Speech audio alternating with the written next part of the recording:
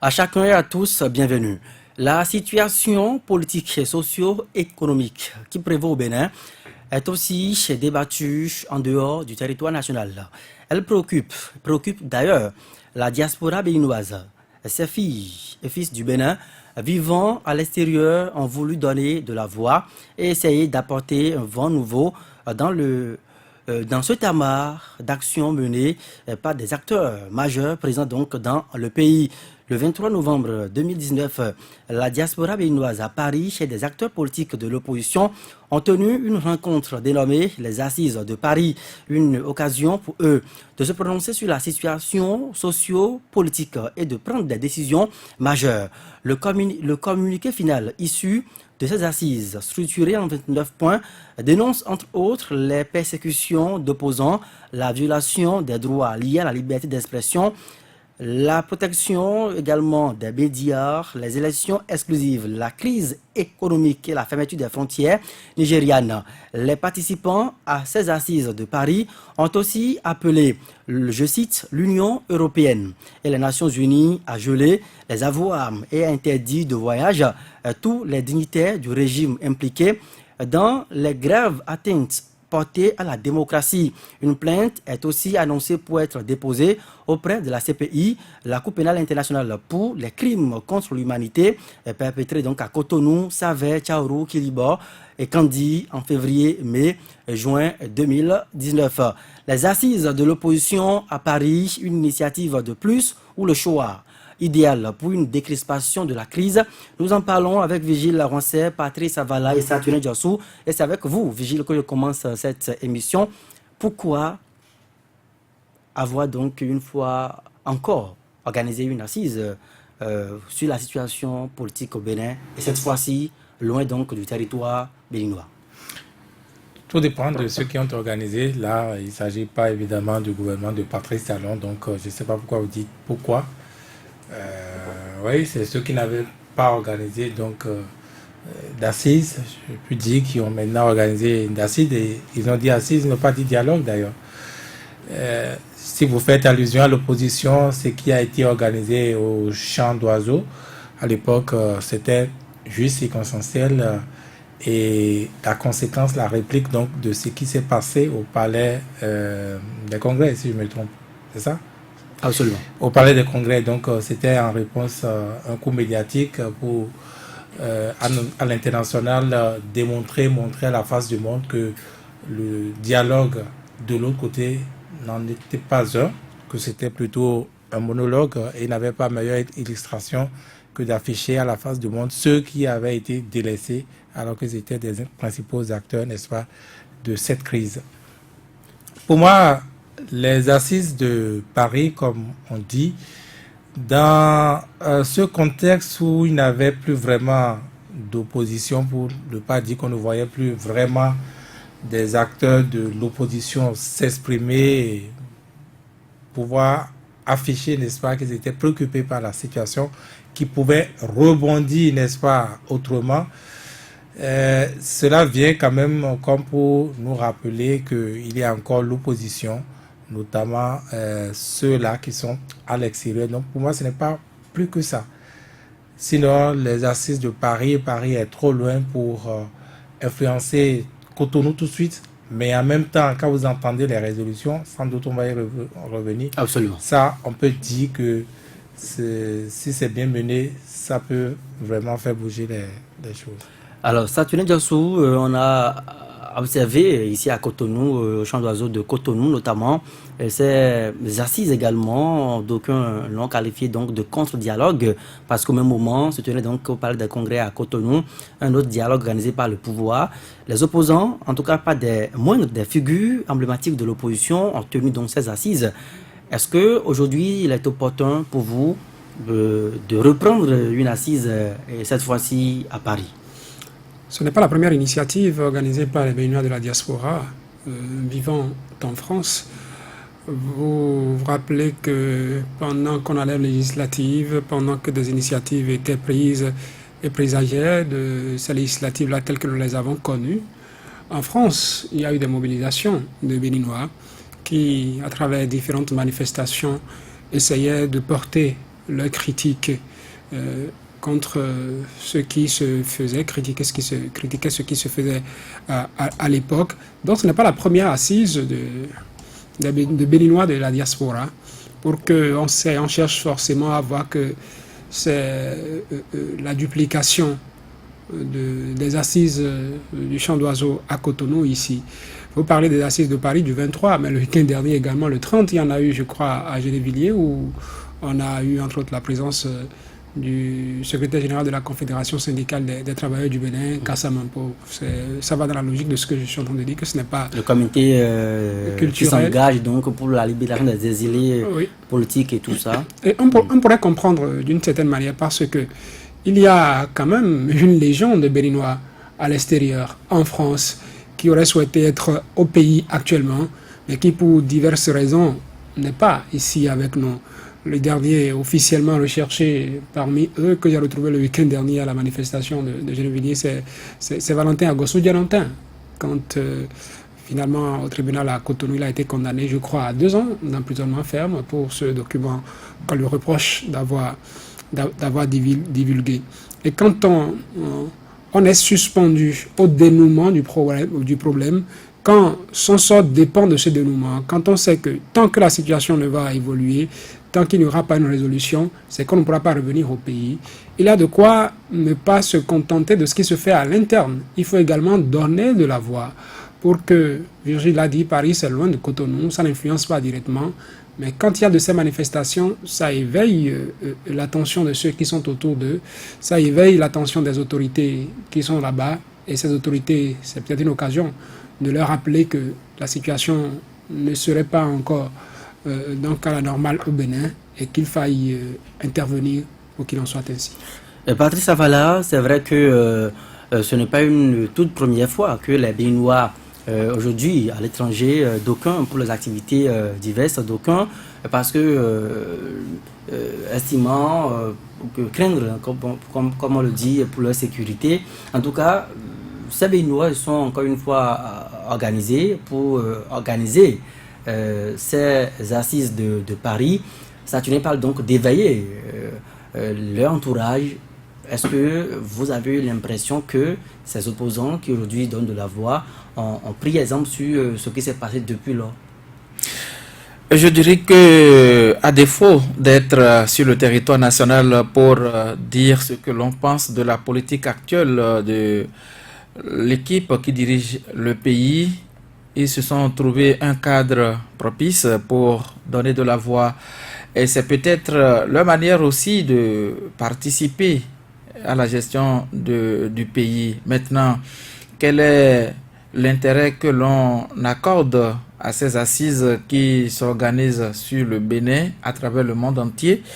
Je pense que rien qu'à observer ce qui se passe au plan national, en prenant comme référence le Kodiam à Cotonou, ou non, le chant d'oiseau plutôt, où l'opposition s'était retrouvée au même jour que les partis invités par le chef de l'État au palais des congrès, on pourrait dire que ce qui est fait au niveau de Paris le week-end écoulé n'aura aucun intérêt, n'aura aucun effet au Bénin. Mais l'objectif de ces initiateurs, je pense que c'est d'attirer l'attention du monde entier une fois encore sur ce qui se passe au Bénin, les différentes lois qui sont votées après même cette crise née de ces législatives du 28 avril dernier, et demander à cette communauté internationale d'agir pour que le Bénin puisse retrouver quelques jours souhaités par l'opposition. Au Bénin, l'opposition a du mal à s'exprimer.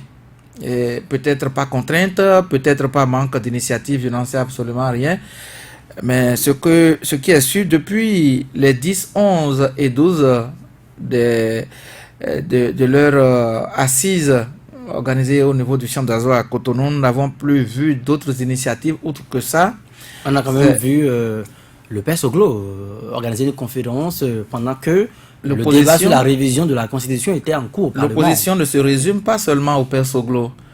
L'opposition, c'est toute une gamme de personnalités politiques qui ne disent certainement pas la même chose que le chef de l'État en place. Nicéphore Dieudonné Soglo s'est prononcé par rapport au document qui est voté au niveau de l'Assemblée nationale, mais l'opposition c'est plus grand que cela. C'est vrai que en le faisant, c'est toujours dans le cadre des différentes actions que mène cette opposition. D'ailleurs, il y avait la résistance nationale qui avait présente au Bénin. Avait donné donc caution à cette déclaration-là. Bien sûr, donner caution, ça ne suffit pas. Surtout lorsqu'on sait que tout ce que l'on fait comme déclaration ne dit apparemment rien à l'équipe qui dirige aujourd'hui le pays.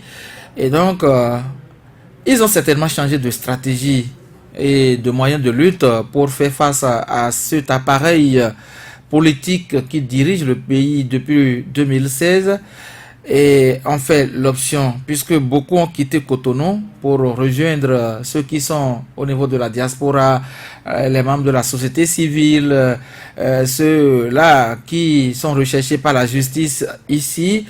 Eh bien, ils ont parlé, ils ont émis des vœux, ils se sont adressés à la communauté internationale, ils ont dit ce qu'ils pensent de la gestion du pays, mais moi je dis que la lettre est plutôt donnée à l'international qu'à Patrice Talon et à toute l'équipe qui dirige le Bénin depuis le 16 Patrice Abala, lorsque vous parlez donc de la lettre qui serait donnée donc à la communauté internationale, vous-même vous avez rappelé tout à l'heure que ce n'est pas une toute première fois que on a vu des organisations politiques citoyennes. Vous avez parlé des personnes qui sont venues du Bénin, il y a également des personnes qui sont venues de la France, de la Belgique, du Danemark, de l'Italie, de la Grèce, de la Suisse, de l'Espagne, du Royaume-Uni, de l'Allemagne, des États-Unis d'Amérique, du Canada, de l'Afrique du Sud, du Mali, du Niger, de la Côte d'Ivoire, du Sénégal, du Togo, du Ghana et du Nigeria. Mais est-ce que quand on regroupe tout ça et que on parle et qu'on n'a pas l'impression que ceux à qui s'adresse le message sont en train donc de bouger la ligne, parlant donc de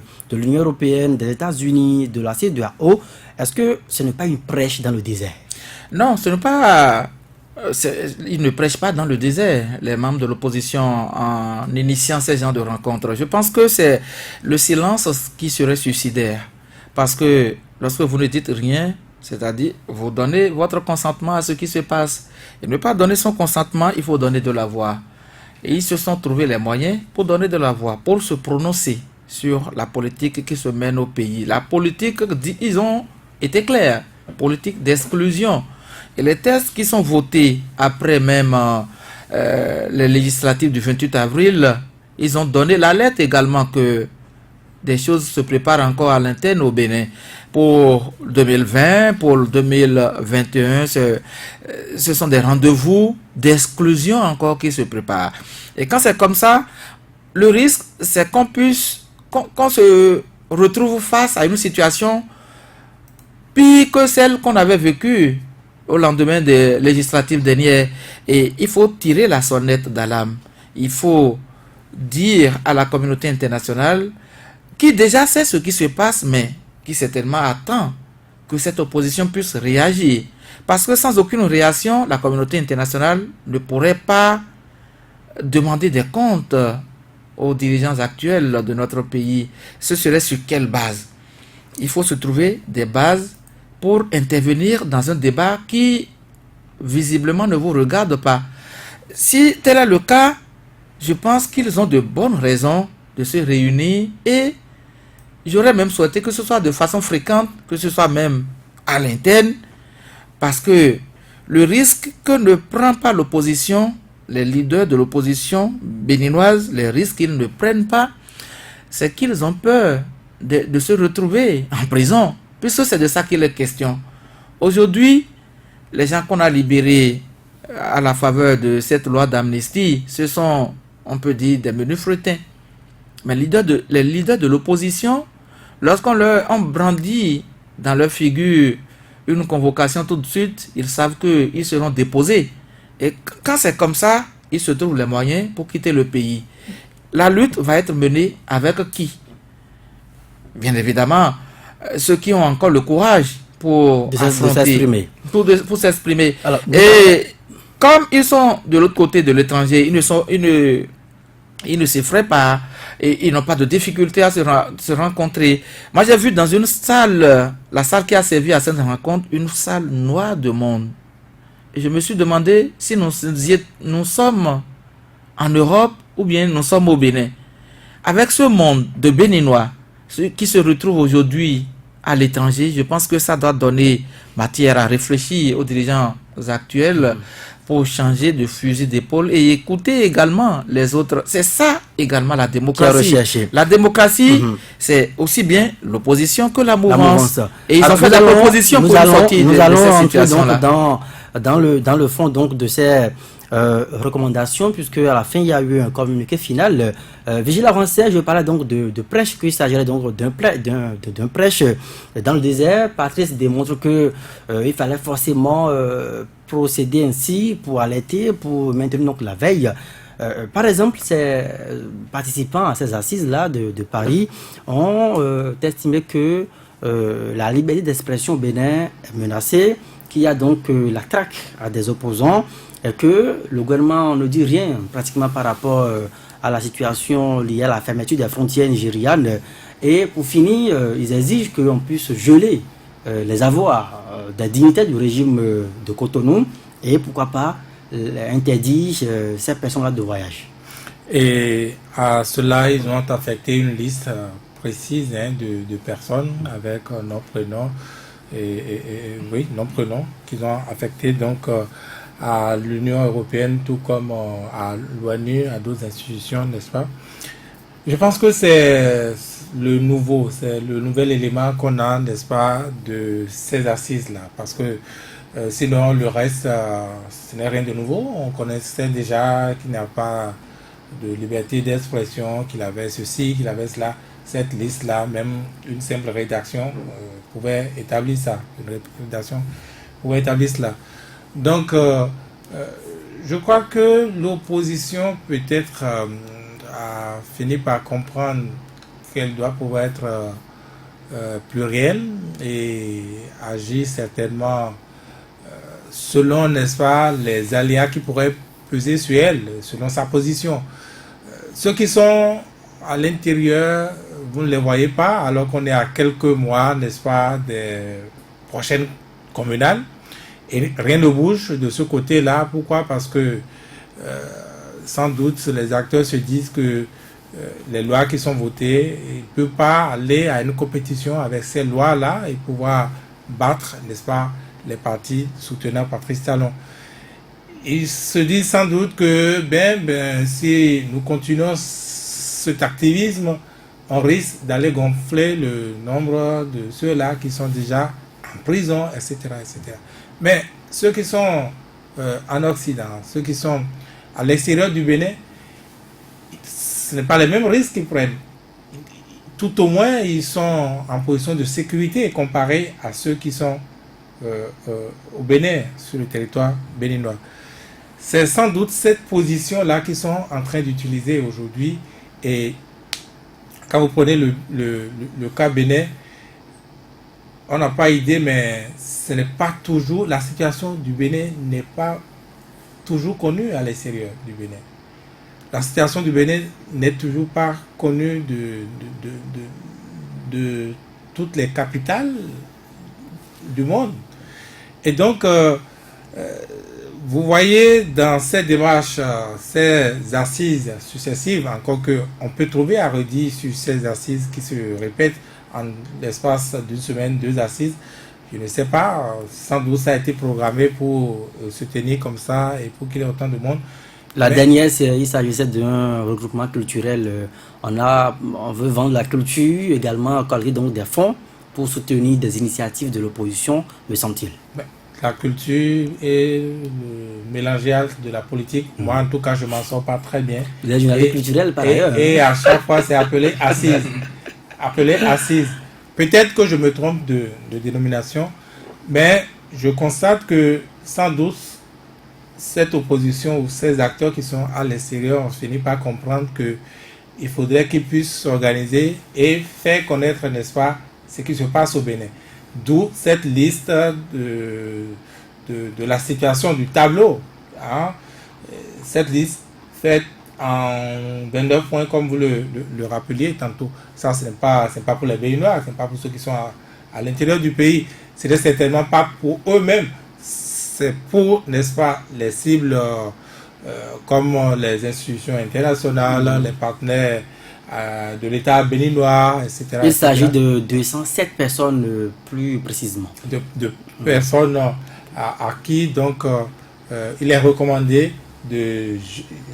à ces institutions-là de geler les avoirs, leur interdire les visas, voilà, ne plus leur délivrer de visas, des mesures assez dures quand même, qui sont prises effectivement dans certains comptes des dirigeants de certains pays.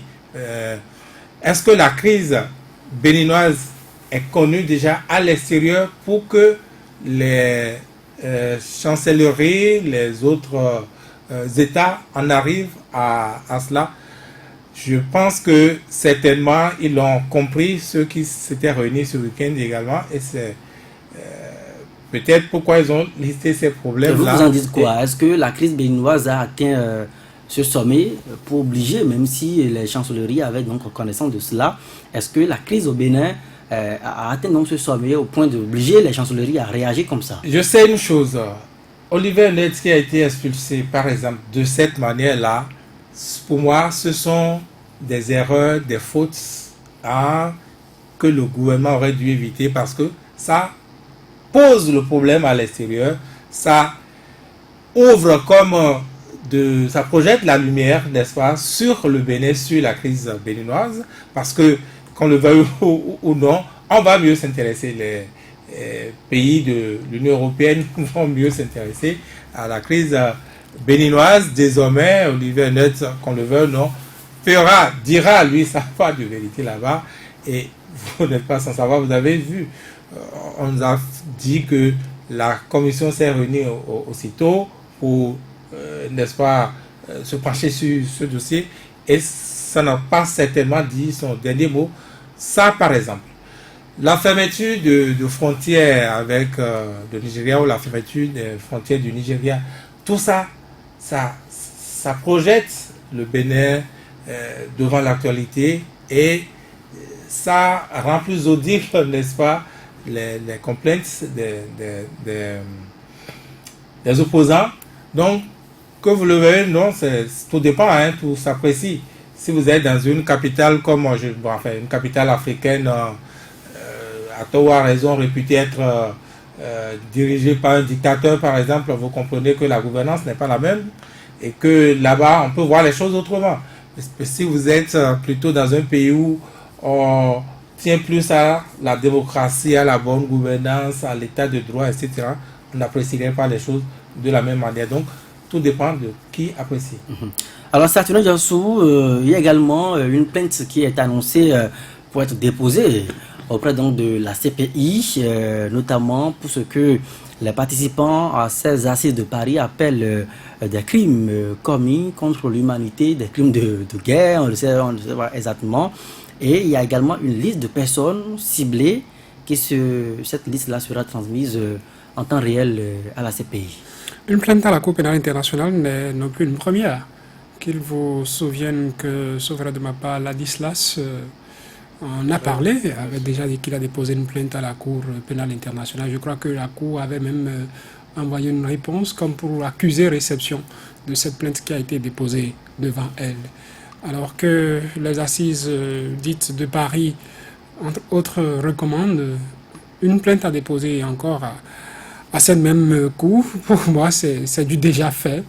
Il faudra peut-être savoir à leur niveau comment faire pour suivre celle qui avait déjà été déposée, ou peut-être une autre déposée pourrait amener la Cour à savoir que bon, il y a plusieurs plaignants désormais, qu'il faudrait y aller plus vite. Parlant des personnalités également proposées à l'Union européenne et autres chancelleries afin qu'on leur interdise de voyage, je me demande si fait ainsi ce serait audible, s'ils pourront se faire entendre de ceux-là, de leur interlocuteur, de leur vis-à-vis.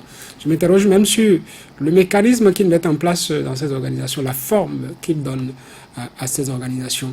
Depuis qu'ils grognent du côté de l'extérieur, je crois que c'est 1 ou 2 fois que j'ai appris que des Béninois sont allés, par exemple, devant l'ambassade de Bénin à Paris. Là, ce sont des lieux qui portent de sens. Ce sont des lieux où, quand vous vous rassemblez là, tout de suite, il y a quand même plus d'attention qui vous est portée que lorsque vous vous retrouvez dans une salle par un comité culturel pour parler de l'initiative du samedi dernier. Et je le disais, où on parle des revendications, c'est quand même aussi l'occasion de danser. De voir l'art culinaire du Bénin. De découvrir, de vendre le Bénin. C'est le ministre de la Culture qui va être... le Bénin culturel, j'ai vu sur des images ceux-là qui étaient là en position de danse. Je ne vais pas dire en train de danser parce que je n'ai pas vu de vidéo, je n'ai vu que des photos. Cette forme de protestation peut-être rappelle le pays où quand on veut marcher, on appelle des groupes folkloriques, et puis on danse, on joue, on crie et tout ça. Ça, c'est samedi dernier. Et je parlais de la forme. Quand par exemple les Béninois se retrouveraient aux Champs-Élysées pour un sit-in, c'est un exemple, ou quand des Béninois de la diaspora apprendraient que Patrice Talon arrive à Paris et décide de lui réserver un accueil comme on envoie dans d'autres pays, au Gabon ou des ressortissants gabonais en France, n'hésitent pas à réserver un accueil du genre au président de leur pays à chaque fois qu'ils en ont l'occasion. Je crois que j'en ai vu même des images aux côtés de l'actuel président de France, Emmanuel Macron, ou des ressortissants d'un pays, d'écrire à un président qui était venu en visite et de nous demander à ce qu'on puisse mettre la pression sur lui. Ils savent certainement, ils sont dans le secret de leur stratégie, nous ne savons pas les stratégies qu'ils mettent en place.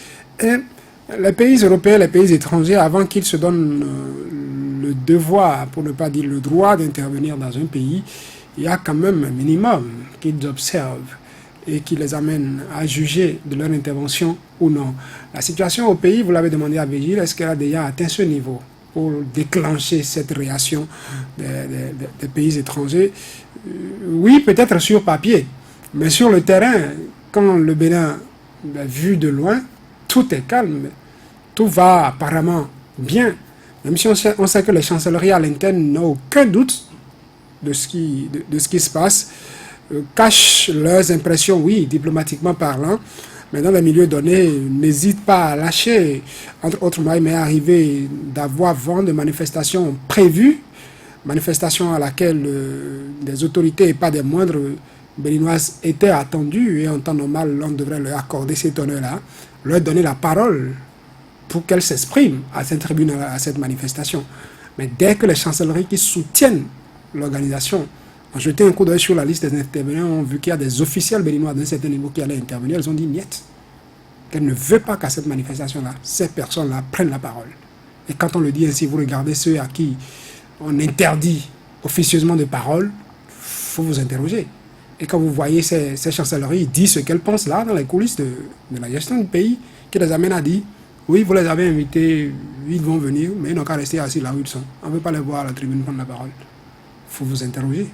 Et quand ajouter à ça, comme Virgile est en train de le dire, l'Union européenne recevoir son chef de file au Bénin, là, demande des explications, n'est pas encore convaincu.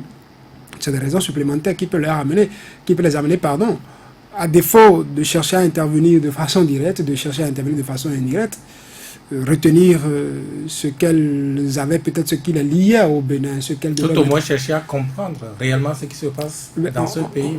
Oui. Est-ce que c'est vrai ce que le chef de délégation dit, ou c'est plutôt le Bénin qui a raison? Oui, tout à fait. Et quand j'ai écouté la dernière fois Alain Roula, le ministre de la Communication et de la Poste, dire que l'ambassadeur, le chef de file de la délégation de l'Union européenne au Bénin a dit tout de suite, quand il présentait ses lettres de créance au président de la République, dit qu'il travaillerait sur des questions plus politiques. On ne vient pas dire ça dans un pays quand on n'a pas reçu cette mission-là d'où on est venu. Je ne pense pas que Oliver Net arrive au Bénin, décide de dire ça, de travailler sur des questions plus politiques avec le Bénin, s'il n'avait pas reçu cette lettre de mission. Mais aujourd'hui, on le reproche de recevoir des opposants, de recevoir des personnes qui ne sont pas constituées, en tout cas des membres de partis qui souffrent aujourd'hui d'existence légale, d'être trop actifs sur des questions de protection des libertés. On a vu ce diplomate se rendre à la RAC. Vous vous rappelez de ce qu'il est allé dire. Il n'est pas le seul. Président. Il n'est pas le seul. Celle qui est ambassadeur des États-Unis au Bénin s'est rendu à la HAC. Il y a d'autres diplomates qui le font dans leurs visites, dans leurs activités qui sont purement ordinaires, comme il arrive également au ministère des Affaires étrangères. Oui, on dira que c'est le ministère de tutelle de ces ambassades-là, de recevoir des ambassadeurs étrangers pour parler de la situation, l'actualité sociopolitique au Bénin. Ça a été fait quelques fois. Donc je ne pense pas personnellement qu'Oliver Net puisse se permettre ça. s'ils n'avaient pas reçu cette mission et s'ils n'avaient pas ce soutien d'une certaine manière. Vous avez vu que quand on a appelé les ambassadeurs du Bénin dans quelques pays qu'on a écoutés, les Pays-Bas, l'Allemagne, les gens n'étaient pas satisfaits de la réponse. Les gens n'étaient pas satisfaits de la réponse qui a été donnée. On demandait plus d'explications. La suite, c'est quoi? Est-ce que l'Union européenne va dépêcher tout de suite un autre ambassadeur au Bénin en remplacement d'Olivier Net? L'Union européenne qui dit déjà soutenir son ambassadeur, ou est-ce que l'Union européenne va soutenir D'ailleurs, il y a des médias qui ont annoncé que des délégations d'officiels béninois s'apprêteraient donc à se rendre à Bruxelles pour des explications. Une réaction de l'Union européenne pourrait être, par exemple, ne pas remplacer Olivier Net au Bénin, en soutien, comme on en a connu pour la directrice de Air France qui a été expulsée. Je pense que c'est un signe de soutien pour la dame que de tout faire pour qu'au lieu que ce soit quelqu'un d'autre qui arrive la remplacer, de tout faire pour que ce soit la même personne qui revienne. Donc vous pensez que tout ceci, ça participe à la visibilité? Je partage cet avis de Virgile comme quoi ça braque les projecteurs davantage sur le Bénin. Parce que je pense, sauf erreur de ma part, que concernant l'Union européenne, c'est pour la première fois que le Bénin expulse un ambassadeur du pays. Donc on peut s'interroger. On va écouter le diplomate qui est parti. On sait que dans les chancelleries, les mots sont passés et tout ça. Et ajouté à d'autres circonstances, diplomatiquement, il y a peut-être quelque chose qui va être retenu, que les gens vont retenir et tout ça. Mais à l'interne, est-ce que la situation est déjà à ce seuil pour que les gens interviennent de l'extérieur? Je ne pense pas. Je pense que à l'arrivée du président Patrice Talon en 2016, il était venu sous le vocal Bénin révélé. Et le Bénin révélé, ce n'est pas que aux Béninois, c'est aussi à l'extérieur du Bénin. Et maintenant, ça dépend de comment le Bénin est révélé dans le reste du monde. De toute évidence, aujourd'hui, tous les regards sont tournés vers le Bénin parce que l'actualité au Bénin est suivie de par le monde. On se demande si c'est ce pays qui était référence en matière de démocratie. Est-ce que les Béninois sont consentants? Est-ce que les questionnements sont nombreux? Au point de susciter ces genres de rencontres, de susciter un grand intérêt pour la communauté internationale pour qu'elle puisse suivre un tant soit peu ce qui se passe à l'intérieur du Bénin.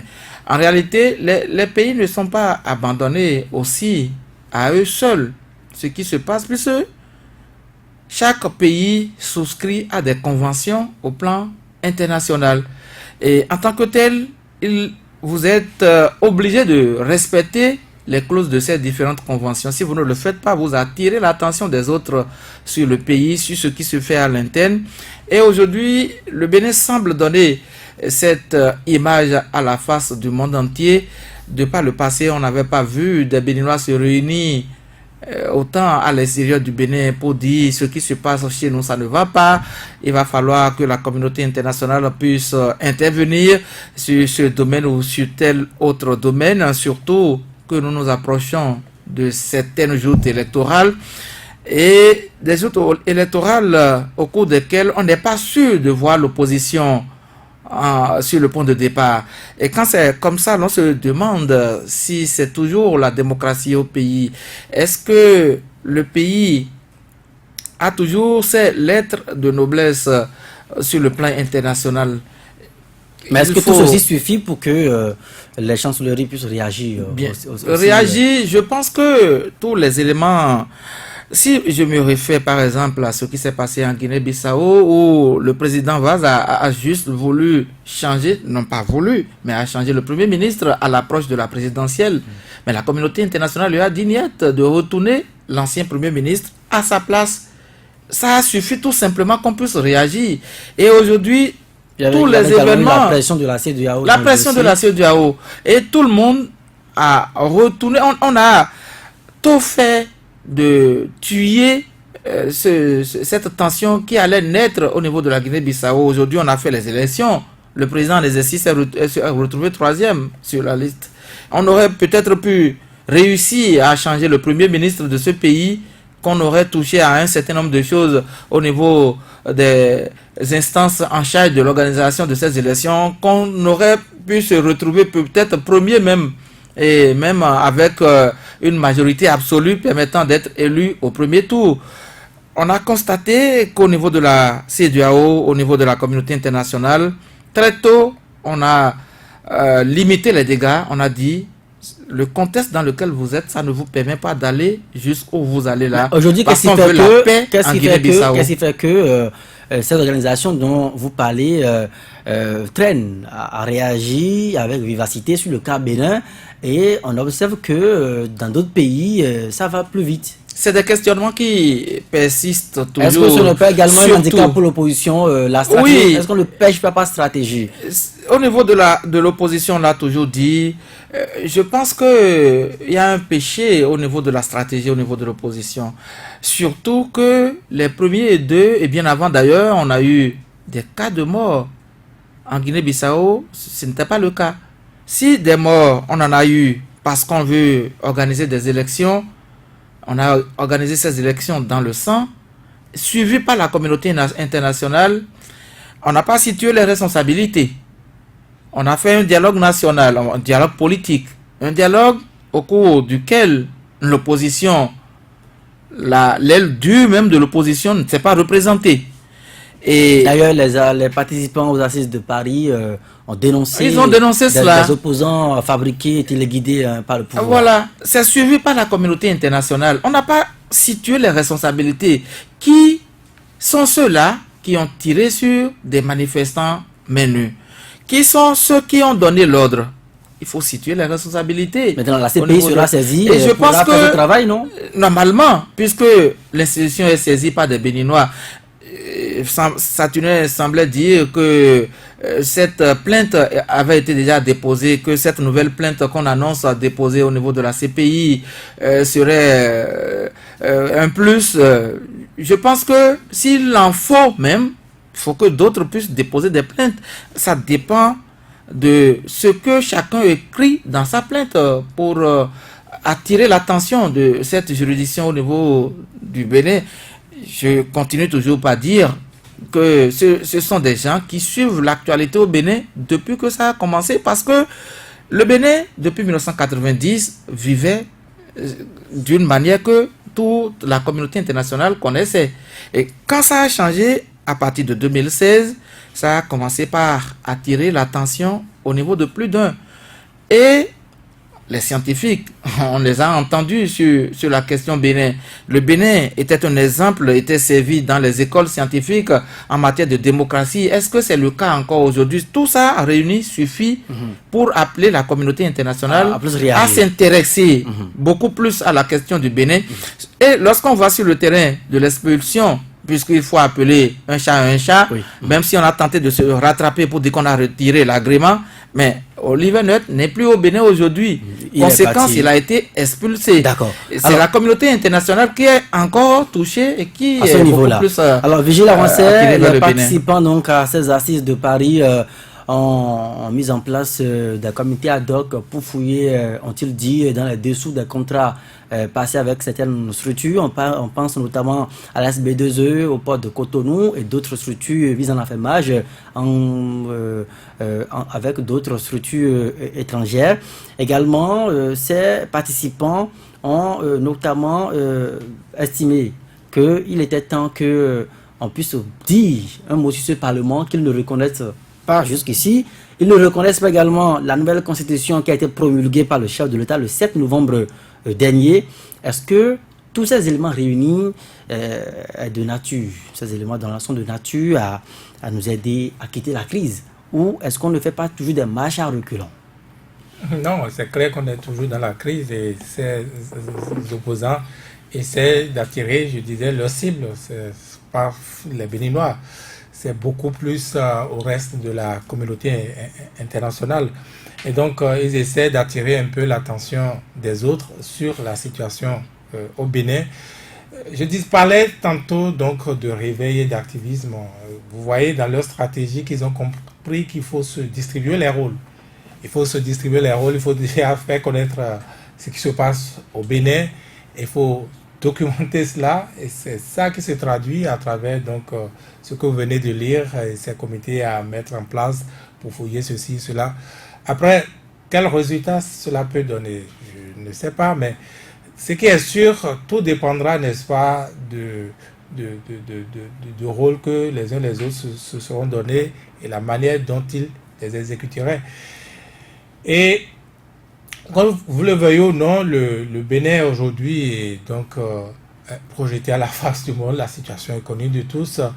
Donc, qu'ils reconnaissent ou pas le Parlement, on en est là. Et Patrice Talon a pris certaines avances qu'il a confortées il y a quelques jours, quelques semaines, à travers les différentes lois qui ont été votées. Et on ne sait pas comment ça va finir.